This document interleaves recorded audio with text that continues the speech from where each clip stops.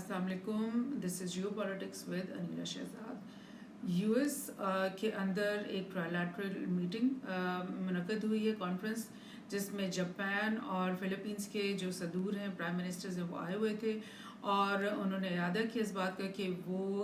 US के साथ ये तीनों मिलकर अपनी अलायंस को जो है ना बहुत मजबूत करें। दैट मीन्स कि जब यूएस के साथ ये साउथ ईस्ट एशियन कंट्रीज़ की जो अलायंस मजबूत होती है तो फिर इसका मतलब है कि चाइना के साथ उनकी अलायंस जो है वो ख़त्म हो गई है और एंटी की तरफ चली गई है। सो ऐसा ही हुआ है, बाइडन ने बुलाया हुआ था, ये जापान के प्राइम मिनिस्टर ने कशीदा पहले ये आए, इनके एजाज़ में सारा डिनर्स वगैरह हुए और उसके बाद फ़िलीपींस के जो ये सदर हैं मार्कोस, ये भी वहाँ पहुँच गए और जापान, यूएस और Philippines hold first trilateral meeting with many more to come. उन्होंने बोला कि अब हमारे बीच में मीटिंग्स होती रहेंगी, दैट मीन्स कि इनके बीच में दोस्ती जो है वो बहुत मजबूत होती चली जाएगी। सो पहले भी फ़िलीपींस जो है वो यूएस के साथ अलाइड था बिकॉज साउथ चाइना सी के अंदर जो इशू चल रहा है कई सालों से, उसमें यूएस जो है वो फ़िलीपींस का साथ देता है और फ़िलीपींस को इस बात पे उकसाता है कि वो साउथ चाइना सी में अपना जो एरिया है वो ज़्यादा एरिया को क्लेम करे और चाइना के साथ इस इशू को बनाए रखे। सो इस चीज़ के ऊपर ये इनकी पहले भी अलायंस है और ये अब मज़ीद मजबूत हो रही है। इसी कॉन्फ्रेंस के बाद Japan, Philippines and US rebuke China over dangerous South China Sea moves कि साउथ चाइना सी के अंदर आप जो भी हरकतें कर रहे हो, चाइना को उन्होंने तंबीह की है कि वो बहुत डेंजरस है और आप इससे बाज आ जाओ। बिकॉज चाइना की जो पेट्रोल शिप्स हैं, उसकी जो नेवी की शिप्स हैं, वो इन ममालिक के करीब से भी गुजरती हैं, कभी कभी कुछ छेड़ाछाड़ी हो जाती है, कोई हल्की फुल्की स्क्रमिशेस भी हो जाती हैं, क्योंकि चाइनीज़ जो पेट्रोल शिप्स हैं वो ये चीज़ बावर करवाना चाहती हैं हमेशा कि इस जो साउथ चाइना सी है इसके ऊपर हमारा जो है वो डोमिनेंस है। सो एक और जगह से देखते हैं, ये जापान टाइम्स जो कि जापान का एक मेजर न्यूज़ आउटलेट है, उन्होंने इस बात पे तनकीद की है बिकॉज आपको पता है हर मुल्क में एक डोमेस्टिक पॉलिटिक्स होती है और इधर जापान में भी जो अपोजिशन पार्टीज़ हैं उनकी तरफ से ये बात हुई है। Conservative politicians Ichiro Matsui want that Kishida should not turn Japan into a unlimited ATM. उन्होंने बोला कि अपने आप को एक अनलिमिटेड ओपन एटीएम कार्ड बनाकर यूएस के हाथ में मत डाल दो और ये बड़ा डेंजरस प्रेसिडेंस है कि अगर आप यूएस के साथ दोस्ती करते हो, इस हद तक आगे जाते हो, तो यूएस ज़रूर आपको चाइना के साथ एक बहुत बड़ी जंग के अंदर धकेलेगा और उसका भी नुकसान किसको होगा? जापान को होगा, फिलीपींस को होगा, इर्द गिर्द के ममालिक को होगा। यूएस को तो कोई नुकसान नहीं होगा क्योंकि वो तो कई हज़ार किलोमीटर दूर बैठा होता है और ये इसीलिए वो हमेशा नई से नई जंगें जो है वो बपा करने में हमेशा खुश होता है और एक्टिव होता है बिकॉज उसको पता है कि हज़ारों मील दूर आकर मेरे मुल्क के और मेरे सॉइल के ऊपर तो कोई हमला करने वाला नहीं है। सो ये सिचुएशन चल रही है। थोड़ा सा मैं आपको एक मैप से भी दिखा देती हूँ ये इस रीजन के बारे में कि ये साउथ ईस्ट एशिया है जिसके अंदर ये फिलीपींस उसका हिस्सा है, वियतनाम भी उसका हिस्सा है। वियतनाम भी कभी कभी यानी उसकी तरफ से ऐसे बयानात आ रहे होते हैं कि जैसे कि वो यूएस के साथ एलाइड है और इंडिया के साथ एलाइड है और उनके साथ बिजनेसेस भी इनके बहुत ज़्यादा चलते हैं और अपनी जो है मैरीटाइम एक्सरसाइजेज में भी इकट्ठे होते हैं और ऐसा लगता है कि वियतनाम भी जो है वो यूएस कैंप के अंदर है। इसी तरह फिलीपींस जो है वो अभी काफ़ी मजबूती से के साथ यूएस कैंप के अंदर शामिल है। ऑस्ट्रेलिया जो ये नीचे है वो भी यूएस कैंप में है। अलबत्ता मलेशिया, इंडोनेशिया और ये जो बाकी ममालिक हैं साउथ ईस्ट एशिया के, ये न्यूट्रल रहने की कोशिश करते हैं। वाई? बिकॉज चाइना इनका फर्स्ट डोर नेबर है, वियतनाम का भी फर्स्ट डोर नेबर है, फिलीपींस का भी फर्स्ट डोर नेबर है। सो और इन सबकी बहुत ज़्यादा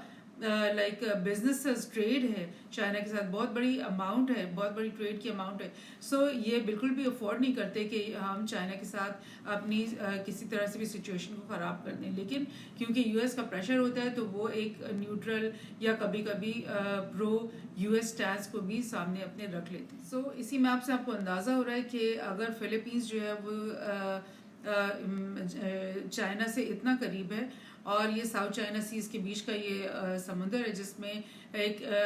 9 डॉटेड लाइन लगाई हुई है चाइना ने मैप के ऊपर, और वो कहते हैं कि मेन एरिया जो इसका है वो हमारा है, और वो इन ममालिक को जो लिटोरल स्टेट्स हैं उनको बहुत थोड़ा थोड़ा एरिया देने की बात करते हैं, जिसके ऊपर इनके आपस में झगड़े रहते हैं। बहरहाल जापान भी बिल्कुल करीब फर्स्ट डोर नेबर है अपना चाइना का, और किसी भी वॉर की सिचुएशन में आपको पता है कि चाइना की भी मिलिट्री जो प्रेपरेशन है वो कुछ कम नहीं है, हर तरीके से वो रेडी है। तो सबसे पहले उसका जो जवाबी कार्रवाई होगी चाइना की वो जापान के ऊपर होगी, और वो फिलीपींस के ऊपर होगी, वो ताइवान के ऊपर होगी। सो ये ममालिक जो हैं बज़ाहिर तो यूएस के साथ बिल्कुल बहुत मजबूती से एलाइड है, लेकिन इनको ये भी पता है कि अगर जंग की सिचुएशन हो गई तो नुकसान सारा का सारा हमें होगा। सो दिस इज़ द सिचुएशन। मैं आपको अब एक और न्यूज़ हम शेयर करते हैं इसी रीजन के बारे में। साउथ कोरिया में बहुत ही इंटरेस्टिंग ये एक इलेक्शन हुए हैं। South Korea opposition wins landslide mid term vote in resounding blow to president Yoon, यानी प्रेसिडेंट यून सुक योल जो है, जो कि साउथ कोरिया में कंजर्वेटिव पार्टी को लीड करते हैं, उनको बहुत बुरी मिड टर्म में, अभी 2 साल ही हुए हैं उनकी गवर्नमेंट को, लेकिन मिड टर्म इलेक्शंस में उनको ये बहुत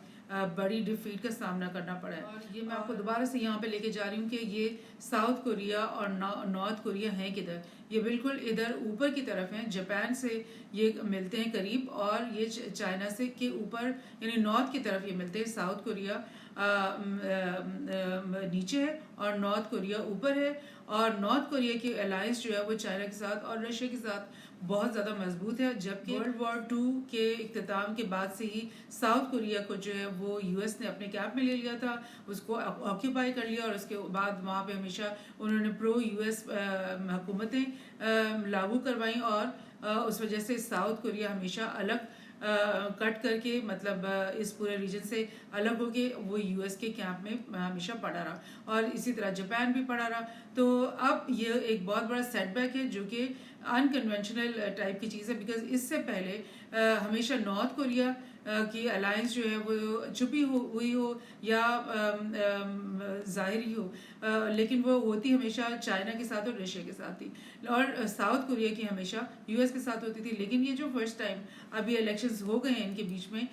उसमें यून सुक योल जो है, जो कि प्रो यूएस प्रेसिडेंट है, वो हार गए हैं, और जो दूसरी पार्टी है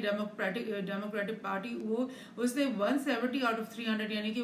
क्लियर जो मेजॉरिटी है उन्होंने ले ली है। तो उसके बाद बड़े एक पॉलिटिकल जो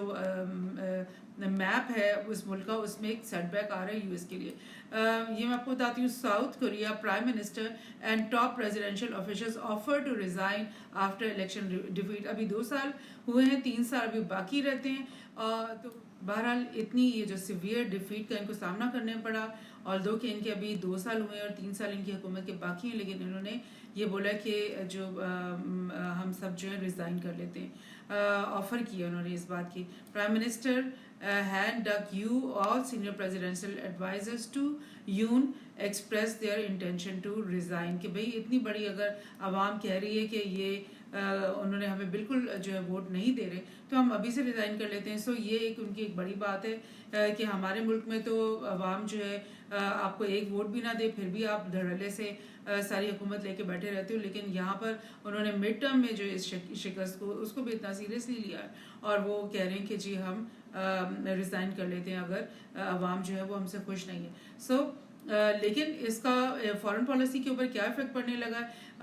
फॉरेन पॉलिसी पे इफेक्ट ये पड़ने लगा है कि जो पॉलिटिकल डिवाइड पहले से ही मौजूद था, क्योंकि जो अपोजिशन पार्टी है, जो डेमोक्रेटिक पार्टी है, वो प्रो चाइना है, उनका जो है टिल्ट है चाइना की तरफ, और अगर वो हुकूमत में आ जाते हैं तो फिर ये जो अभी ट्राइलैटरल मीटिंग अभी करके आए हैं यूएस के साथ, तो वो तो खटाई में पड़ जाएगी। बिकॉज ये एक मैं आपको पिछले साल जुलाई का आर्टिकल डिप्लोमेट का शेयर कर रही हूँ, जिसमें उन्होंने बताया कि ये इनके बीच में जो है वो इशू है। जो डेमोक्रेटिक पार्टी के जो लीडर हैं ली, वो जो है उन्होंने मतलब 2013 में चाइनीज़ एम्बेसडर से मुलाकात की और अपनी जो पार्टी है डेमोक्रेटिक पार्टी उसकी डेलीगेशंस जो है अपने लॉ मेकर्स के डेलीगेशंस भेजे चाइना, और उन्होंने चाइना के साथ बातचीत उनकी यानी अंडर द टेबल जारी रहती है और ऐसा लगता है कि उनकी टिल्ट है चाइना की तरफ। इसी तरह से जापान के खिलाफ भी डीपी की जो है वो बहुत क्रिटिकल वो होते हैं और वो यही कहते हैं कि जो जापान और जो साउथ कोरिया है और यूएस जो है ये जो आपस में एक अलायंस बना रहे हैं, ये बहुत डेंजरस है रीजन के लिए, बिकॉज ये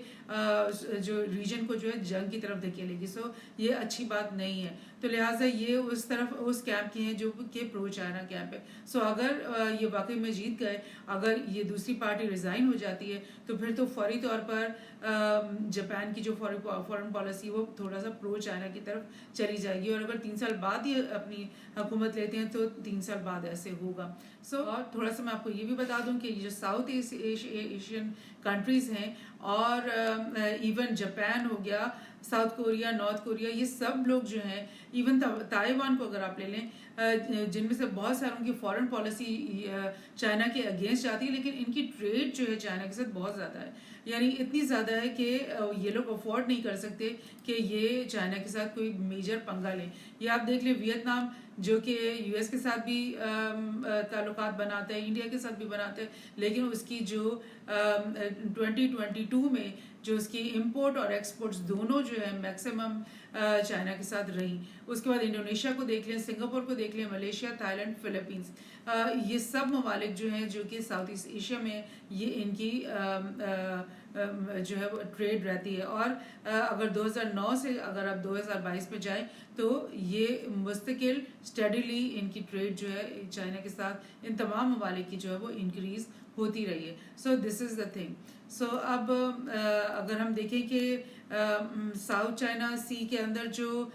फिलीपींस की सिचुएशन है वो मैं आपको थोड़ा सा एक और मैं आपसे दिखा देती हूँ कि ये फिलीपींस जो है ये इनका यहाँ पे सेकंड थॉमस शोल एक आइलैंड्स है, और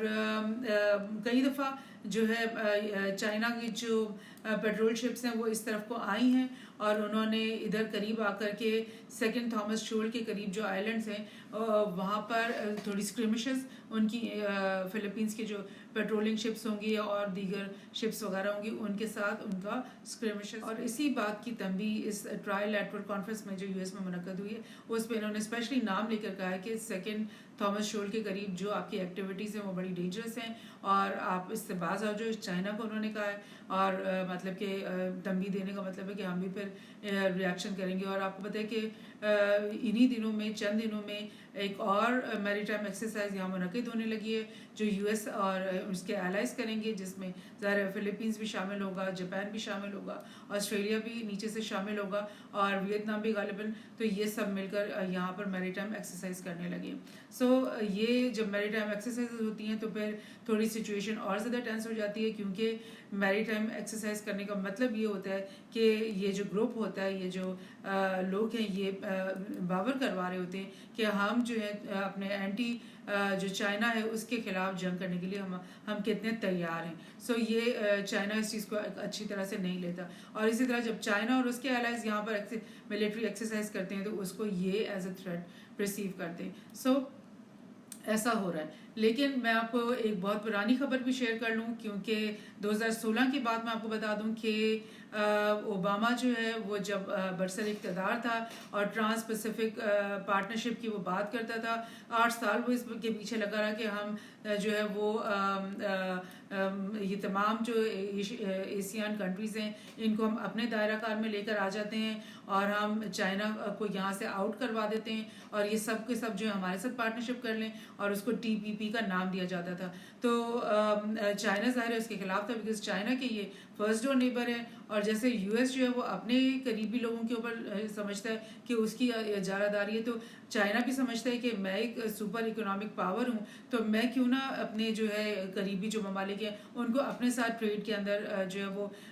लगा के रखूँ। और ऐसा है भी, आपको जैसे मैं बताया कि इन सब की जो मैक्सिमम ट्रेड है वो चाइना के साथ ही है। तो TPP जो है उस वक्त बहुत बुरी तरह से नाकाम हो गया था, क्योंकि वियतनाम जो कि बज़ाहिर तो कहता रहा है कि हम यूएस के साथ अलाइड हैं, उनसे वो वेपन्स भी लेते हैं, उनके साथ वो कॉन्फ्रेंसेस भी करते हैं, लेकिन उस वक्त जब ओबामा इन दी एंड वहाँ पे पहुंचा कि हम ऐलान कर देते हैं टीपीपी का, क्योंकि सब लोग जो हैं वो हमारे साथ मिल गए। तो लास्ट जो कॉन्फ्रेंस थी वियतनाम में जो मुनक़िद हुई, उसमें वियतनाम की जो पार्लियामेंट है उसने बोल दिया कि हम इस तरह की ये जो टीपीपी के जो हम जो डॉक्यूमेंट है उसकी हम रेटिफिकेशन नहीं कर सकते, क्योंकि इससे हमारी जो है वो रीजन में लाइक इंस्टेबिलिटी आने का खतरा है, जो भी उन्होंने बहाना किया। तो इससे ये पता चलता है कि ये जो ममालिक हैं जो बज़ाहिर यूएस के साथ अलर्ट तो हो जाते हैं, लेकिन उनको पता है कि हम चाइना के साथ भी पंगा नहीं ले सकते। ट्रेड में भी उनको फिर बहुत ज़्यादा नुकसान होगा, क्योंकि इनकी जो इंडस्ट्रीज़ है ना उसमें बहुत सारी जो चाइना की के अंदर चीज़ें बनती है, उनके स्पेयर पार्ट्स वगैरह की इंडस्ट्रीज़ जो है इन ममालिक के अंदर है। तो अगर ये अपनी जो ट्रेड मतलब आपस में झगड़ा करेंगे तो चाइना उनसे वो चीज़ें बनवाना छोड़ देगा, तो उनकी तो पूरी की पूरी वो ठप हो जाएंगी इंडस्ट्रीज। सो इस तरह के बहुत सारे मतलब इश्यूज वहाँ पर हैं। सो बज़ाहिर वो इस तरह की बात करते हैं, यूएस का साथ देते हैं, लेकिन जब प्रैक्टिकल कुछ करने का वक्त आता है तो वो बैक ऑफ भी हो जाते हैं। जिस तरह से आप देख रहे हो कि साउथ कोरिया की जो प्रेसिडेंशियल इलेक्शन हुआ है उसके बाद ये इम्कानात हैं कि वो चाइना की तरफ टिल्ट हो जाएगा। जापान के अंदर भी ऐसी ऑपोजिशन पार्टीज हैं जो कि चाहती हैं कि चाइना के साथ हम एक अच्छा और बायलैटरल रखें, यूएस के साथ भी रखें, चाइना के साथ भी रखें। सो ये चीज़ बड़ी वॉलेटाइल है इधर इस पूरे एरिया में। और मतलब यूएस जो कोशिशें कर रहा है कि ये लोग उसकी तरफ टिल्ट हो जाएं, तो ज़रूरी नहीं है कि वो उसमें कामयाब हो सके। Thank you.